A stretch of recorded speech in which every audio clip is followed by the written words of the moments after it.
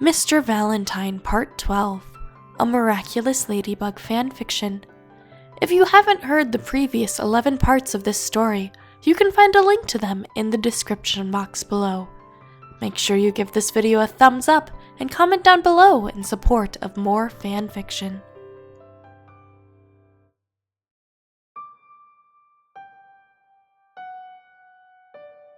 Where was he?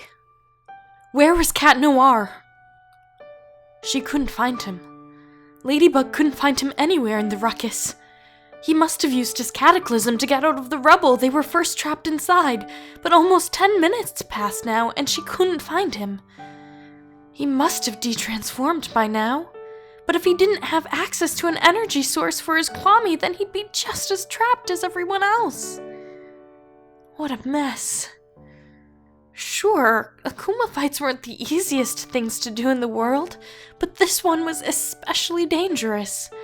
The chaos had spread less than many fights, concentrated in the block around school, but she had yet to find the akumatized victim, much less where the Akuma was. And yet, even with people she cared about cheering her on with fear in their voices, her priority wasn't ending the fight. It was finding Adrian. The classroom was inaccessible now, and the boys' bathroom only yielded surprising, screaming males. Did he leave the building on a chase? Was he trapped somewhere? The worry was eating her reason. She needed him. She needed her partner. Ladybug. She turned around in surprise to see Cat Noir reach for her arm. Relief flooded her as she extended her arms, pulling him into an embrace. She felt his shoulders raise in surprise before he moved slowly to return her hug. For a moment, that's all that mattered. Him. Here. Now. Safe. She couldn't describe the feeling. Chaos floated around them, but the world was a blur. It was just the two of them now, and all of her energy was focused on him. Hey, she whispered, head pressed into his chest without looking up. Hey. Cat Noir reached up to stroke her head. You're okay. I'm here. He had no idea what was going on with her, but her partner knew her well enough to respond as she needed him to. But how should she respond? She was carrying a huge secret and he had no idea. Would this affect her judgment? Better? He asked, breaking their embrace and taking a step back to talk to her. I'll have to be. So here's what I was thinking. I'll get up on the roof and distract her. If all goes well, she'll try to swat me off and... No. No? Not anymore. What? I don't want to see you hurt, Cat. Now more than ever. It's fine. I usually take the hits. That's what your miraculous is for, isn't it? To make it all better? That doesn't mean that it never happened. She was yelling now. Our powers aren't a cure-all for everything, Adrian. He froze at her words and she realized her mistake. You. Their argument was interrupted by the brick wall crumbling beside them. The earth shook again and they instinctively went into battle stances. There wasn't time for this. Anything she had to say to him would have to wait. The fight was long.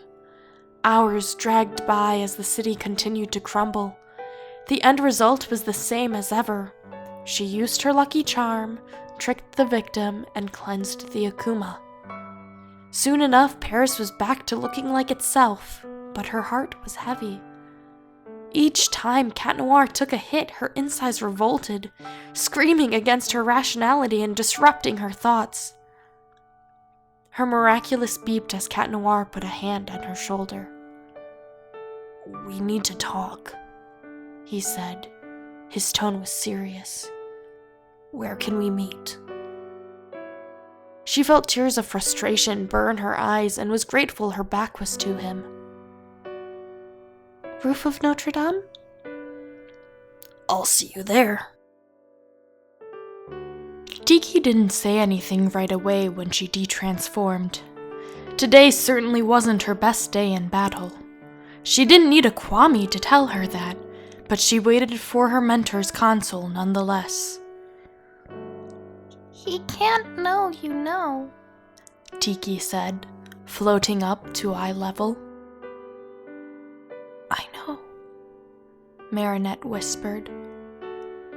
He'll want to know who you are more than ever if he knows you know. I know. You let it impair your judgment, and you have a cooler head than he does. He would be even more at risk if he knew. I know. You're still going to meet him, aren't you? Yeah.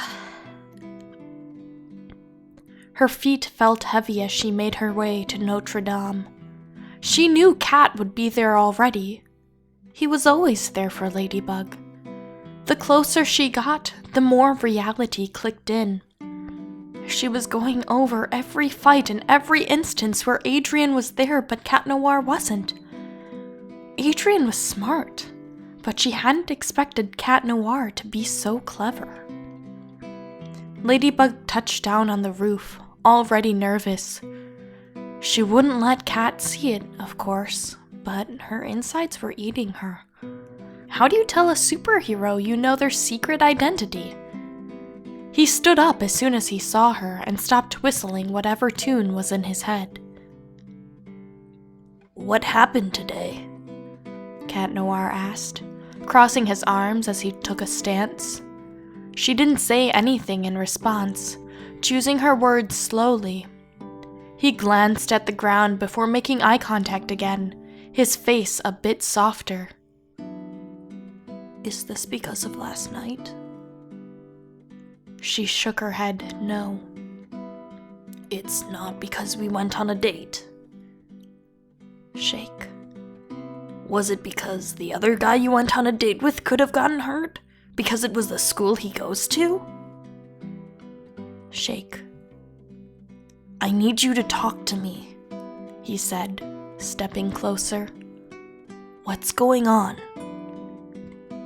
She sighed and continued to look down, tapping a heel before answering. I can't keep watching you throw yourself into danger like that, Cat. It's not right, she said. He paused a moment before answering. What changed? I just realized some things, that's all. Is it because you know who I am under this mask? She looked up quickly in a near unconscious response. He knew. He heard her slip up. Does he know that she's Marinette because she learned his identity on the same day her civilian self learned his secret? What was he going to do? Walk away out of embarrassment from turning one version of her down? How long have you known? He continued. Was it because of last night? No. I saw it today. She couldn't bring herself to look him in the eye. Okay. Okay? She almost looked at him. Yeah, so you know. Okay. And? She met his eyes. You're a professional, right? Don't let it get to you. Ladybug blinked in surprise. But, she began. Today was the transition. I get that you're surprised. You're allowed to be. But it better be out of your system by tomorrow. Got it? She nodded, fighting a smile as she sighed in relief. It wasn't the conversation she expected to have with him, but it made her like her partner all the more. Like her partner? Oh. Oh! She had to deal with that, didn't she? Adrian and Cat Noir are the same person. She was so distracted by the news that her partner was her beloved classmate that she hadn't taken the time to process that her crush of the decade that she was trying to get over was her potential rebound. Wow. Oh. Wow. What? Cat Noir asked, noticing the shift of expression on her face. I'm realizing that I went on 2 dates with the same boy in an 8-hour period. He pursed his lips as he looked away, trying not to smile. Yup. She chuckled as they made eye contact and found herself relaxing in the moment. That was nice. It was nice that they could still laugh together and that he hadn't tried to pressure her. It was nice. He was nice. It didn't matter what side of him she saw. He was nice. He was her ideal boy and, well, he liked her. Both sides of him, rather, this boy as an entity, liked her. He just didn't know that he inadvertently rejected her. That's awkward. So? Cat Noir interrupted her thoughts. What? How was it?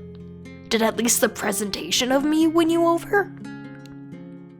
She looked down, unsure what expression to wear as her mask covered the steadily blooming blush on her cheeks.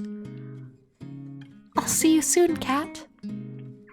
Pick me up after school? You wish. Thank you so much for listening. Part 13 is on its way. In the meantime, you can check out these other videos for more fanfiction. I'll catch you next time.